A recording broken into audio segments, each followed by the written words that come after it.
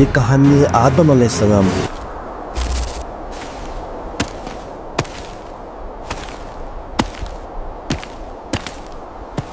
دوستو یہ کہانی صرف ایک واقعہ نہیں، یہ کہانی انسانی تاریخ کی بنیاد ہے۔ یہ کہانی ہمیں بتاتی ہے ہم کس جہاں سے آئے ہیں، ہماری اصل کیا ہے اور ہماری منزل کہاں ہے۔ اللہ تعالیٰ نے قرآن مجید میں کئی جگہ حضرت آدم علیہ السلام کا ذکر فرمایا ہے۔ اللہ نے ان کے واقعہ کو صرف ایک کہانی بنانے کے لیے نہیں بلکہ انسان کو عبرت دینے کے لیے بنایا ہے۔ ایک وقت جب نہ انسان تھا نہ جہاں تھا، صرف اللہ کی ذات تھی جو ازل سے اور اب تک رہے گی۔ جب اللہ نے عرش اور کرسی، آسمان اور زمین بنائی تو انہوں نے فرشتوں کو خبر دی۔ اللہ نے کہا میں زمین پر ایک خلیفہ بنانے والا ہوں، تو فرشتوں نے عرض کیا اے پروردگار کیا آپ ایسی مخلوق کو پیدا کرو گے جو خون بہائے گی، فساد مچائے گی، جبکہ ہم آپ کی تسبیح اور تقدیس میں مشغول ہیں۔ اللہ تعالیٰ نے جواب دیا میں وہ جانتا ہوں جو تم نہیں جانتے، یعنی کہ اللہ کے علم میں تھا کہ انسان صرف فساد اور خون خرابی نہیں ہوگی بلکہ انسان میں انبیاء بھی آئیں گے، صدیق بھی، شہداء بھی اور صالحین بھی۔ انسان میں وہ لوگ بھی ہوں گے جو اللہ کے لیے اپنی جان قربان کریں گے، جو عبادت اور تقوی میں آگے بڑھ جائیں گے۔ اللہ نے حضرت آدم علیہ السلام کو بنانے کے لیے زمین کی مٹی اکٹھی کی۔ قرآن اور حدیث سے معلوم ہوتا ہے کہ اللہ نے مختلف جگہوں کی مٹی اکٹھی کی، سفید، کالی، لال، پیلی، اس لیے انسان کے رنگ مختلف ہوتے ہیں۔ اللہ نے مٹی کو پانی سے ملایا، اسے لیپ کر ایک صورت بنائی، پھر اسے خشک ہونے دیا، پھر خود اللہ نے اس میں روح پھونکی، اور جیسے ہی روح پاؤں سے لے کر سر تک پہنچتی گئی آدم علیہ السلام زندہ ہو گئے۔ ان کی آنکھیں کھل گئی، دل دھک دھک کرنے لگا، زبان چلنے لگی۔ پہلا کلمہ جو ان کے ہونٹ پر آیا وہ تھا الحمدللہ۔ اللہ نے فرشتوں سے فرمایا دیکھ میرے بندے نے سب سے پہلے میرا شکر ادا کیا۔ اللہ نے فرمایا میں نے آدم کو بنایا، اب تم سب اس کو سجدہ کرو۔ یہ سجدہ عبادت کا نہیں تھا، عزت اور ادب کا تھا۔ جب سب فرشتوں نے سجدہ کر دیا لیکن ایک تھا جو سجدہ نہ کر سکا، ابلیس اصل میں جن تھا لیکن اپنی عبادت کی وجہ سے فرشتوں کے درمیان رہنے کی اجازت پا گیا۔ جب اللہ نے حکم آیا تو اس نے گھمنڈ کیا اور بولا میں اس سے بہتر ہوں۔ اب آپ نے مجھے آگ سے بنایا اور اسی مٹی سے، آگ اس کے گھمنڈ نے بہتر ہے، اسے اللہ کے حکم کی نافرمانی پر مجبور کر دیا۔ اللہ نے اسے لعنت کی اور فرمایا اٹھ جا، تو اب کبھی میری رحمت کا مستحق نہیں، تو قیامت تک لعین ہوگا۔ ابلیس نے اس وقت چیلنج کیا اے پروردگار مجھے قیامت تک مہلت دے، میں انسان کو گمراہ کروں گا، ان کے دائیں بائیں آگے پیچھے سے آؤں گا، میں انہیں اکثر کو گمراہی میں ڈال دوں گا۔ تب اللہ نے فرمایا تو اپنی کوشش کر لے، جو میرے بندے ہوں گے مخلص ہوں گے تو ان پر کچھ نہیں کر سکے گا۔ اور یہی جنگ آج تک چل رہی ہے، انسان اور شیطان۔ دوستو ذرا تصور کرو جنت، دو جگہ جہاں دکھ کا نام نہیں، تکلیف کا نشان نہیں، نہ بھوک نہ پیاس، نہ گرمی نہ سردی، صرف سکون ہی سکون، رحمت ہی رحمت۔ اللہ تعالیٰ نے اپنے پہلے نبی، اپنے پہلے بندہ حضرت آدم علیہ السلام کو اس جنت میں جگہ دی، اور صرف آدم کو نہیں بلکہ ان کی بیوی حضرت حوا علیہ السلام کو بھی اللہ تعالیٰ نے ان دونوں کو جنت کے اندر بسایا۔ اور کیا حکم دیا آدم اور حوا کو، تم دو میں جنت میں چین سے رہو، جو چاہو کھاؤ، جو چاہو پیو، جو چاہو مانگو، سب تمہارے لیے ہے، صرف ایک درخت کے قریب بھی مت جانا۔ دوستو دیکھو صرف ایک دیکھا آپ نے، صرف ایک درخت کا امتحان تھا، باقی جنت کے سب درخت، سب نعمت حلال تھی۔ لیکن دوستو کہانی یہیں سے گرم ہوتی ہے، کیونکہ شیطان نے ابھی تک اپنے زخم سے پریشان تھا، سجدہ نہ کرنے کی وجہ سے اللہ کی لعنت اس پر تھی، اس کا گھمنڈ اس کے لیے تباہی بن گیا۔ اس نے ٹھان لیا میں انسان کو چین سے رہنے نہیں دوں گا۔ شیطان آیا اور سوچو اس نے کس اسٹائل میں بات کی ہوگی، کوئی عام دشمن ہوتا تو سیدھا بولتا چلو غلطی کرو، لیکن شیطان مکار ہے، چلاک ہے۔ قرآن میں اللہ فرماتا ہے شیطان نے ان کے دلوں میں وسوسہ ڈالا، اس نے کہا اے آدم حوا کیا تم جانتے ہو اللہ نے تمہیں اس درخت سے قریب کیوں منع کیا؟ کیونکہ क्योंकि अगर तुमने इसका फल खाया तुम दोनों हमेशा जिंदा रहोगे, तुम्हें कभी मौत नहीं आएगी, तुम दोनों फरिश्ता बन जाओगे। वाह देखो शैतान की चाल इंसान की सबसे बड़ी कमजोरी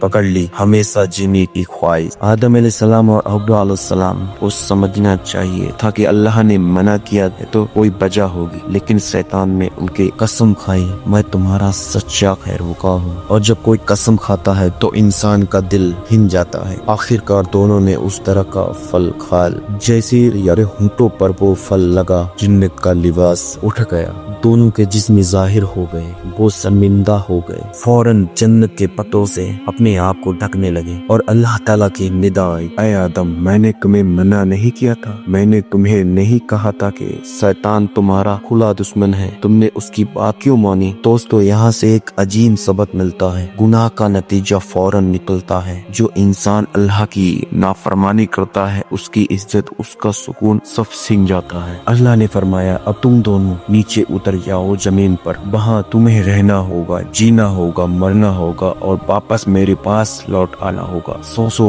जन्नत का सुकून, जन्नत की आराम, जन्नत का चैन और अब दुनिया की मोटी दर्द, भूख, गर्मी, थकान, ये सब इंसान की पहली गलती की वजह से हुआ। लेकिन दोस्तों अल्लाह सिर्फ सजा देने वाला नहीं, अल्लाह रहमान है और रहीम है। आदम अलैहिस्सलाम और हव्वा अलैहिस्सलाम ने फौरन तौबा की, उन्होंने अल्लाह से दुआ की, ऐ मेरे रब हमने अपने मग़ज़ पर जुल्म किया, अगर तू माफ ना करे तो, तू रहम ना करे तो हम जरूर तबाह। और मेरे दोस्तों सोचो हजरत आदम अलैहिस्सलाम जैसे नबी भी गलती कर गए और अल्लाह के सामने फौरन सामने गिड़गिड़ा कर माफी मांगी, तो हम और आप कौन हैं? हम तो रोजाना गलती करते हैं, रोजाना गुनाह करते हैं, लेकिन फर्क ये है आदम अलैहिस्सलाम ने गलती की, बाद में फौरन तौबा की, और हम गलती करके तौबा करते ही नहीं, भूल जाते हैं। शैतान की जीत तब होती है जब इंसान गलती करे और तौबा ना करे। दोस्तों अब तसब्बुर करो, जन्नत का सुकून छोड़कर आदम अलैहिस्सलाम और हव्वा अलैहिस्सलाम नीचे जमीन पर भेजे गए। ये दुनिया जहाँ भूख है, प्यास है, गर्मी है, सर्दी है, जहाँ थकान है, दुख है, गम है, जहाँ जन्नत की तरह तैयार रोटी नहीं, जहाँ मेहनत करनी है, फसल उगानी है, जहाँ इज्जत के साथ रहना है, यहाँ जलील होकर गिरना है, सब कुछ इंसान की अपनी मेहनत पर है। अल्लाह ताला ने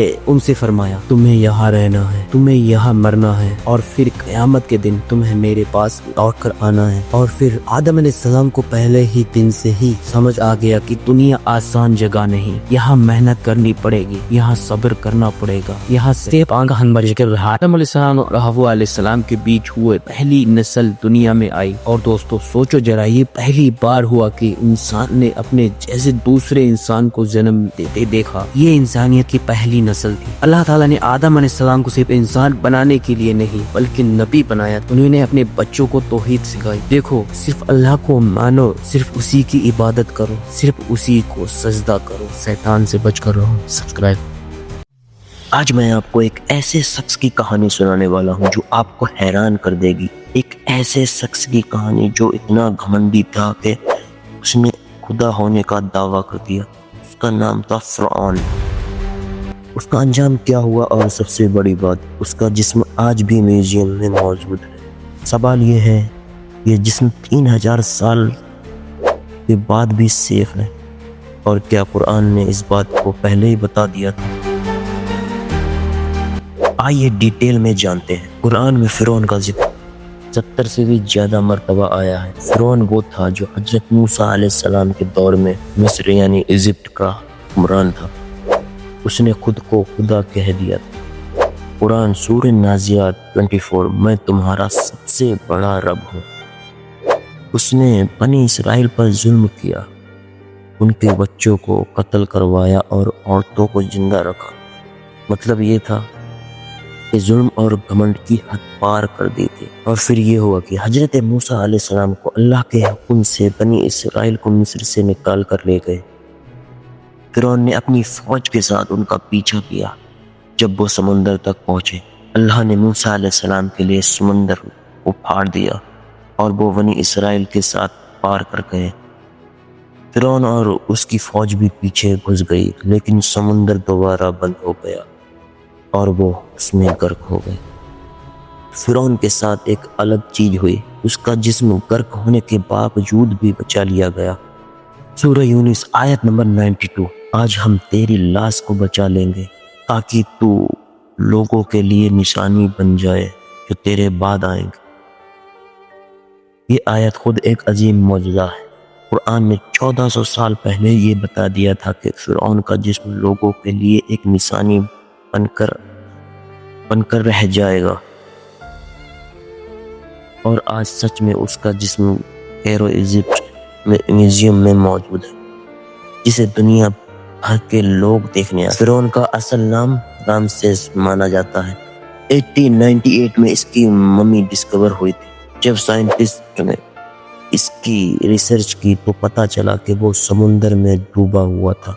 फ्रेंच साइंटिस्ट डॉक्टर म्यूरिस ने इस मम्मी पर डिटेल स्टडी की और अपनी किताब LA Bible LE कोरन ELL science में लिखा कि जब कुरान ने कहा कि लाश बची रह गई तो ये सिर्फ कुरान का मौजूदा है। 1975 में जब मम्मी को फ्रांस में चेक किया गया तो उन्होंने कंफर्म किया कि इसके फेफड़े लंग्स समुद्र के पानी से भर गए थे। मतलब कुरान का बयान और साइंस की डिस्कवरी दोनों एक दूसरे कंफर्म करती हैं। अल्लाह ने फिरौन का जिस्म एक इबरत बनाया, एक निशानी की घमंड और शिर्क का अंजाम क्या होता है। आज भी लाखों लोग मम्मी को देखते हैं, लेकिन कम लोग समझते हैं कि ये एक अज़ाब की मिसाल है। कुरान ने कहा, कितनी ही कस्बों को हमने हलाक कर दिया जो जुल्म पर उतर आई थी, आज उनके घर वीरान पड़े हैं। सूरह नमल आयत नंबर 55। मतलब दुनिया की पावर, वैत और घमंड सब मिट जाता है, सिर्फ अल्लाह की कुदरत बाकी रहती है। तो दोस्तों, फिरौन का जिस्म एक मौजज़ा भी है और एक सबक भी है। मौजज़ा इसलिए है कि कुरान की बात को साइंस ने भी तस्लीम किया, और सबक इसलिए कि जो बंदा घमंड करे और शिर्क करे उसका अंजाम हमेशा जाहिल और रुस्वा होता है। आपका क्या ख्याल है इसके बारे में कमेंट में ज़रूर लिखें, और अगर आपको ये वीडियो पसंद आई है तो लाइक करें, शेयर करें और हमारे चैनल को सब्सक्राइब करें। जज़ाकुल्लाह। आज की दुनिया में फितना और फसाद बढ़ चुका है, जुल्म अपनी हद से बढ़ गया है और मुसलमान हर तरफ से मुसीबत में घिरा हुआ है। क्या ये सब इमाम मेहंदी के आने की निशानियां हैं? क्या हम उस वक्त के करीब हैं जिसमें इस्लाम एक मर्तबा फिर राज करेगा? इमाम मेहंदी का जिक्र डायरेक्टली कुरान में तो नहीं आता है, लेकिन उनका जिक्र बहुत सारी हदीसों में। आप सल्लल्लाहु अलैहि वसल्लम ने फरमाया, आखिरी ज़माने में मेरी उम्मत से एक शख्स पैदा होगा जो मेरे अहले बैत से होगा, उसका नाम मेरे नाम पर होगा मोहम्मद, और उसके वालिद का नाम मेरे वालिद के नाम पर होगा अब्दुल्ला। वो दुनिया में अदल और इंसाफ कायम करेगा, जैसे दुनिया जालिमों और जबर से भरी होगी। ये हदीस क्लियर करती है कि इमाम मेहंदी अहले बैत से होंगे और दुनिया में इंसाफ कायम करेंगे। दोस्तों, इमाम मेहंदी के ज़हूर से पहले कुछ खास निशानियाँ होंगी जो हदीसों में बयां की गई हैं। आज इनमें से कई निशानियाँ पूरी होती हुई नज़र आ रही हैं। आज हर तरफ करप्शन और इनजस्टिस है, जिसमें गरीबी, लड़ाई झगड़े और जालिम हुक्मरान हैं। आप सल्लल्लाहु अलैहि वसल्लम ने एक हदीस में फरमाया था कि इमाम मेहंदी का ज़हूर एक बहुत बड़े पॉलिटिकल टर्मोइल के बाद होगा। आज हम अरब मुल्क में लड़ाई झगड़े और फसाद बढ़ते हुए देख सकते हैं। हदीसों के मुताबिक इमाम मेहंदी का आना दज्जाल के फितने से जुड़ा हुआ है। जब दुनिया में हर तरफ दज्जाल का असर होगा, तब इमाम मेहंदी और हजरत ईसा अलैहिस्सलाम उसका मुकाबला करेंगे। हदीसों में आता है कि एक बुजुर्ग शख्स का काबे के सामने कत्ल होगा और उसके बाद इमाम मेहंदी का ज़हूर होगा। इमाम मेहंदी एक मामूली शख्स की तरह अपनी ज़िंदगी गुजार रहे होंगे, लेकिन एक दिन अल्लाह उनको दुनिया में सामने लाएगा। वो दुनिया में इंसाफ कायम करेंगे, जुल्म का खात्मा करेंगे और इस्लाम को फिर से उसकी असल शान में लाएंगे। वो 7 साल तक हुकूमत करेंगे और दुनिया में सिर्फ और सिर्फ इंसाफ और शांति का दौर होगा। हजरत ईसा अलैहिस्सलाम भी उनके साथी होंगे और मिलकर दज्जाल को ख़त्म करेंगे। दोस्तों, अगर इमाम मेहंदी का वक्त करीब है तो हमें अपनी ज़िंदगी सुधारनी चाहिए, हमें अपने ईमान को मजबूत करना चाहिए, दुआएं करनी चाहिए और इस्लाम सच्ची तालीम को अपनाना चाहिए। और अल्लाह से हमें ये दुआ करनी चाहिए, या अल्लाह हमें नफ़ा देने वाला इल्म, हलाल रिज़्क और कबूल होने वाला आमाल अता फरमा। अगर आपको ये वीडियो पसंद आई हो तो लाइक करें, कमेंट करें اپنے تھاٹس شیئر کریں اور اس ویڈیو کو زیادہ سے زیادہ شیئر کریں تاکہ لوگوں تک پہنچے، تاکہ سب امام مہدی کے ظہور کی نشانیوں سے واقف ہو سکیں۔ جزاک اللہ۔ دوستو، کیا آپ کو پتا ہے کہ ایک ایسی شخصیت جن کا ذکر قرآن اور حدیث دونوں میں آیا ہے، جن کی واپسی ہونے والی ہے، حضرت عیسیٰ علیہ السلام کا نزول، ایک ایسی نشانی ہے جو قیامت کے قریب ہونے کا سب سے بڑا ثبوت ہے۔ کیا ہم اس وقت کے قریب ہیں؟ کیا دجال بھی دنیا میں آنے والا ہے؟ آج کی اس ویڈیو میں ہم قرآن اور حدیث کی روشنی میں یہ سب سمجھیں گے۔ ان کو اینڈ تک ضرور۔ سب سے پہلے یہ سمجھنا ضروری ہے کہ حضرت عیسیٰ علیہ السلام کی واپسی کا ذکر صرف حدیثوں میں آیا ہے نہیں، بلکہ قرآن میں بھی آیا ہے۔ اللہ تعالیٰ قرآن میں فرمایا، اور انہوں نے کہا ہم نے عیسیٰ ابن مریم کو مار دیا، لیکن انہوں نے نہ تو اسے مارا اور نہ ہی صلیب پر چڑھایا، بلکہ ان کے لیے ان جیسا بنا دیا گیا، بلکہ اللہ نے ان کو اپنی طرف اٹھا لیا اور اللہ غالب ہے، حکمت والا ہے۔ اس آیت سے ثابت ہوتا ہے کہ حضرت عیسیٰ علیہ السلام نہ تو شہید ہوئے نہ ہی ان کی وفات ہوئی، بلکہ اللہ نے ان کو اپنی طرف اٹھا لیا۔ اب سوال یہ اٹھتا ہے، کیا حضرت عیسیٰ علیہ السلام واپس آئیں گے؟ اس کا جواب حدیث میں ہے۔ نبی کریم صلی اللہ علیہ وسلم نے فرمایا، اللہ حضرت عیسیٰ ابن مریم کو بھیجے گا، وہ سفید لباس پہنے ہوئے ہوں گے، ان کے بالوں سے پانی ٹپک رہا ہوگا، وہ صلیب کو توڑ دیں گے، سور کو قتل کریں گے اور اسلام کا دور دوبارہ لائیں گے۔ اس حدیث سے یہ ثابت ہوتا ہے کہ حضرت عیسیٰ علیہ السلام ایک بڑے مشن کے ساتھ واپس آئیں گے۔ صلیب کو توڑنا، کرسچینٹی کا اصلی مقصد بیان کرنا، سور قتل کرنا، حرام چیزوں کا خاتمہ کرنا، اسلام کو دوبارہ قائم کرنا، اصل دین کا اظہار۔ دوستو، حضرت عیسیٰ علیہ السلام کی واپسی کا سب سے بڑا سبب دجال کا ظہور ہے۔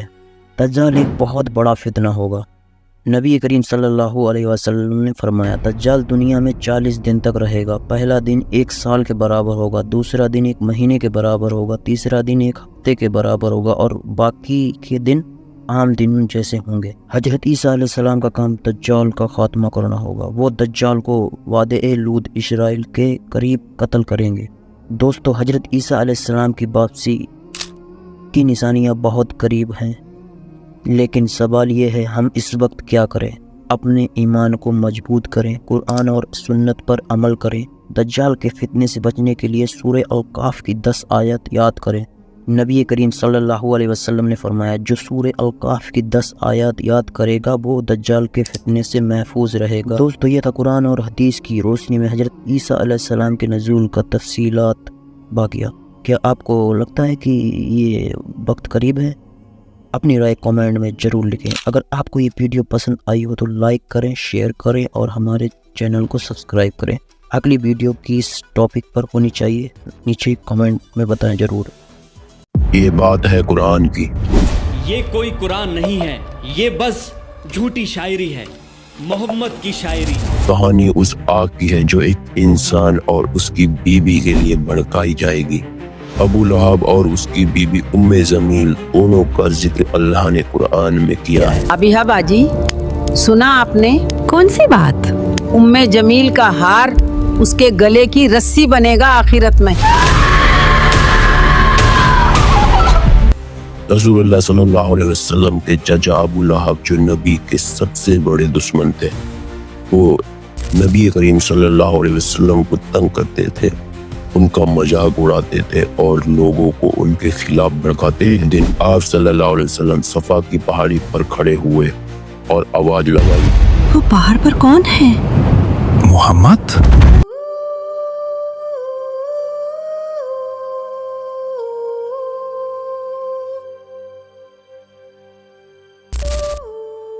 اگر میں کہوں کہ اس پہاڑ کے پیچھے دشمن کی فوج چھپی ہے اور حملہ کرنے والی ہے، کیا تم میرا یقین کرو گے؟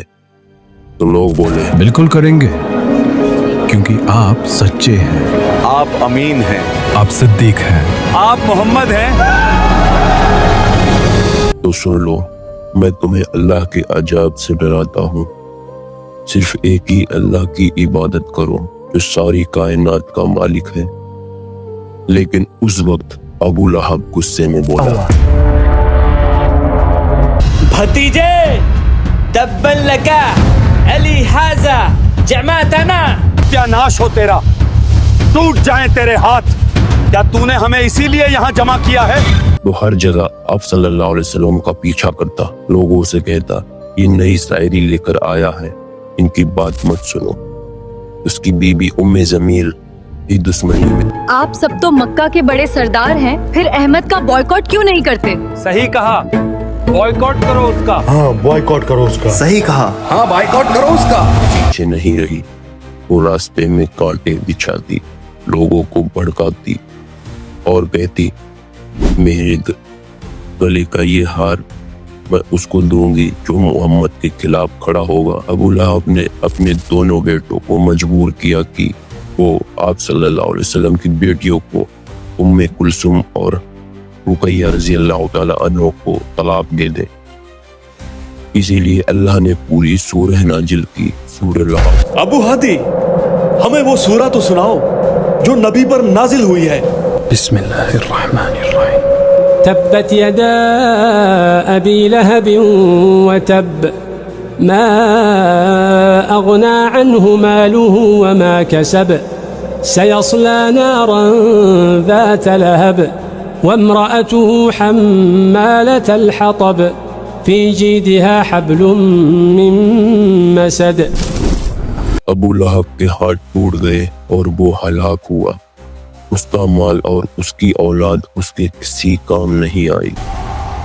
जल्द ही वो भड़कती आग में झोंक दिया जाएगा और उसकी बीबी जो लकड़ियां उठाती है वो भी उसी आग में होगी। उसके गले में आग की रस्सी। तारीख गवाह है कि अबू लहब बुरी हालत में मरा। उसकी लाश से बदबू आई और उसके अपने बेटों ने भी उससे हाथ लगाने से इनकार कर दिया। इस सूरा में हमें सबक मिलता है कि जो भी अल्लाह और उसके रसूल सल्लल्लाहु अलैहि वसल्लम का दुश्मन बनता है उसका अंजाम हमेशा तबाही और रुसवाई होता है। आपने इस वीडियो से क्या सीखा कमेंट में जनाया मत।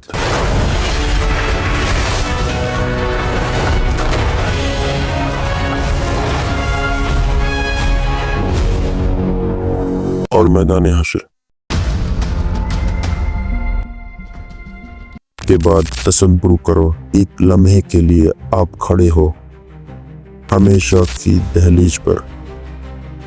हिसाब खत्म हो चुका है, हमारे तो तराजू तोले जा चुके हैं और आपके नामे अमाल आपके बाएं हाथ में दे दिया गया है। आप कामयाब हो गए हो। अब आपके सामने पुले सिरात है, वो पुल जो जहन्नम के ऊपर से गुजरता है और नीचे जहन्नम की गहराई दहाड़ रही है, जैसे हजार आग एक साथ फट रही हो।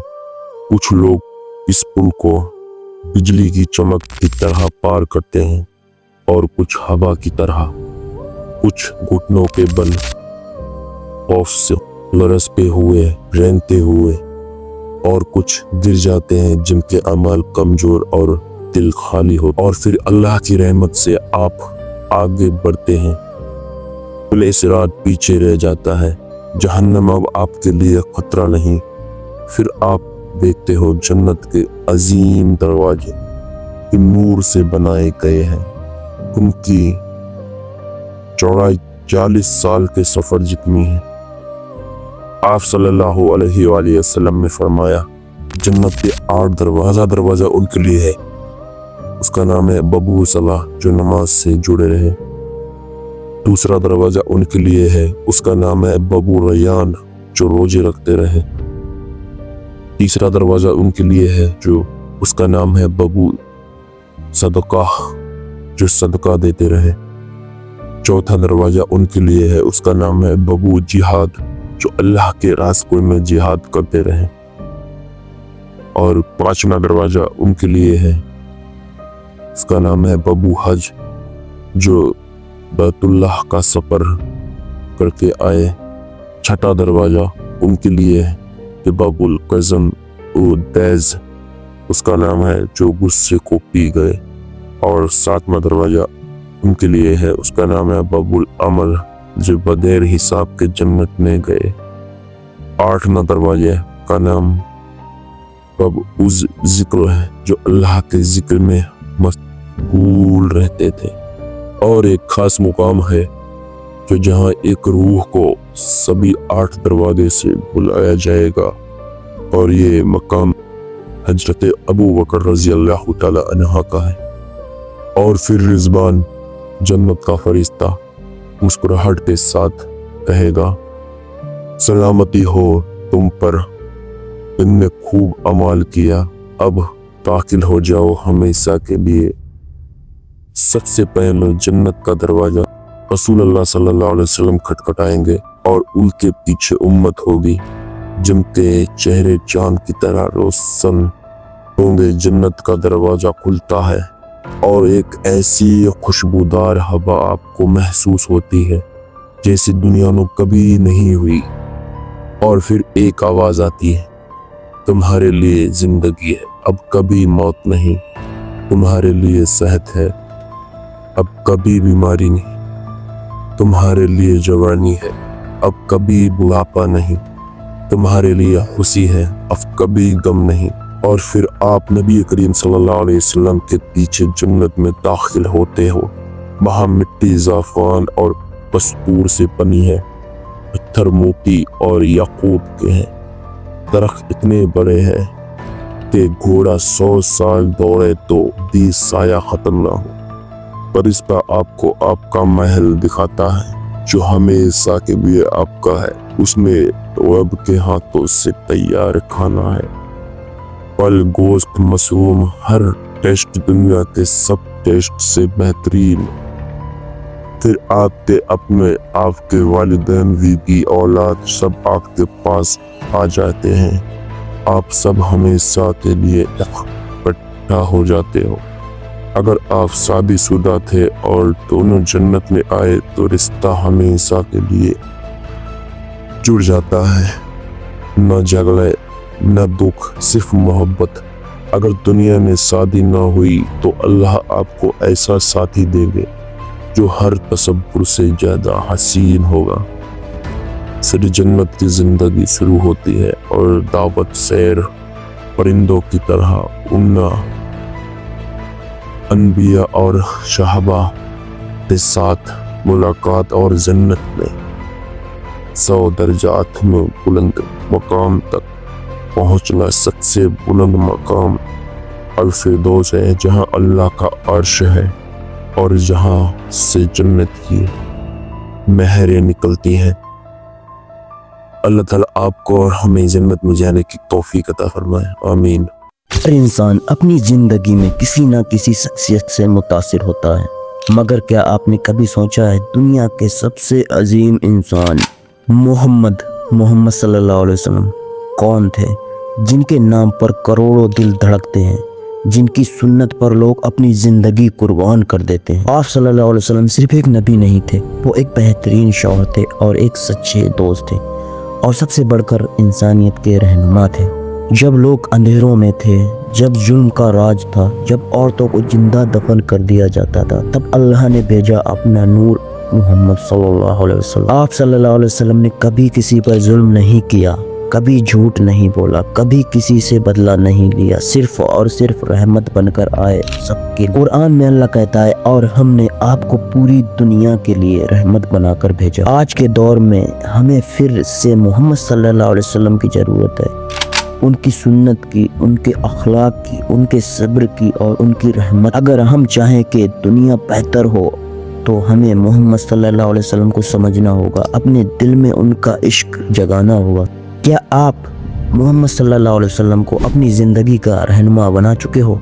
अगर आप भी रसूलुल्लाह सल्लल्लाहु अलैहि वसल्लम से मोहब्बत करते हैं तो इस वीडियो को शेयर करें और कमेंट में लिखें, या रसूलुल्लाह हम आपसे मोहब्बत करते हैं। कयामत।